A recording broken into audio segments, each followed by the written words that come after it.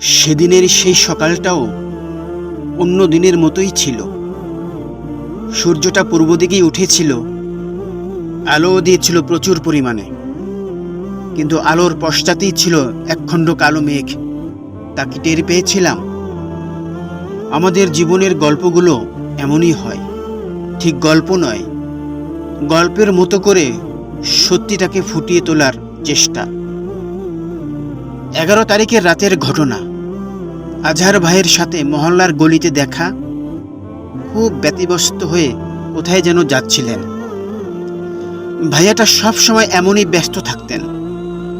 দেখা হলেই এই কাজ সেই কাজ, আর বলতেন, ভাই আজকাল একদম সময় পাই না। মানুষটা ভালোই ছিলেন, সব সময় হাসি খুশি। 2টো বাচ্চা আর বিবিকে নিয়ে মোটামুটি চলে যাচ্ছিল সংসার। কিন্তু 12 তারিখের দিবাগত রাতের সেই ঘটনার জন্য আমরা কেউ প্রস্তুত ছিলাম না। কথা ছিল আজহার ভাই সামনের শুক্রবার থেকে নামাজ ধরবেন, দিনের অন্যান্য কাজগুলো নিয়মিতভাবে করবেন। একেবারে পাকা ওয়াদা, এর ব্যতিক্রম হবে না। যদিও আজহার ভাই এর আগেও 2-1 বার এমন কথা দিয়েছিলেন, কিন্তু রাখার ফুসরত হয়নি।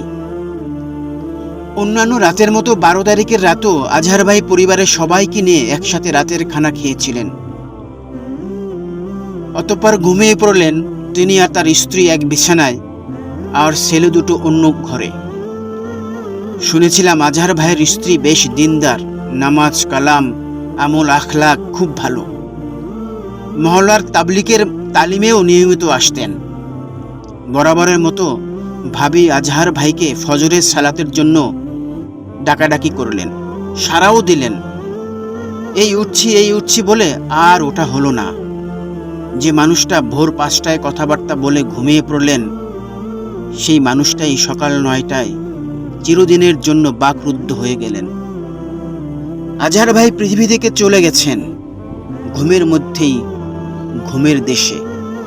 আর কোনোদিন ঘুম ভাঙবে না। জানামতে কোনো রোগবালাই ছিল না। অত্যন্ত সুঠামদেহের মানুষ ছিলেন। বয়স আর কত হবে, 40-42। জীবনের মাঝপথে এসে পথচ্যুত হয়ে গেলেন তিনি।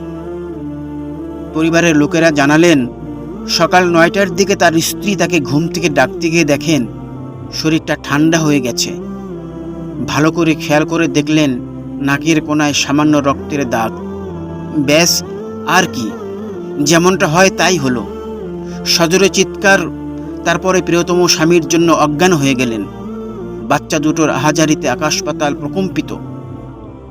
আমাদের সকলের জীবনের গল্পই এমনই, হঠাৎ থেমে যাওয়া।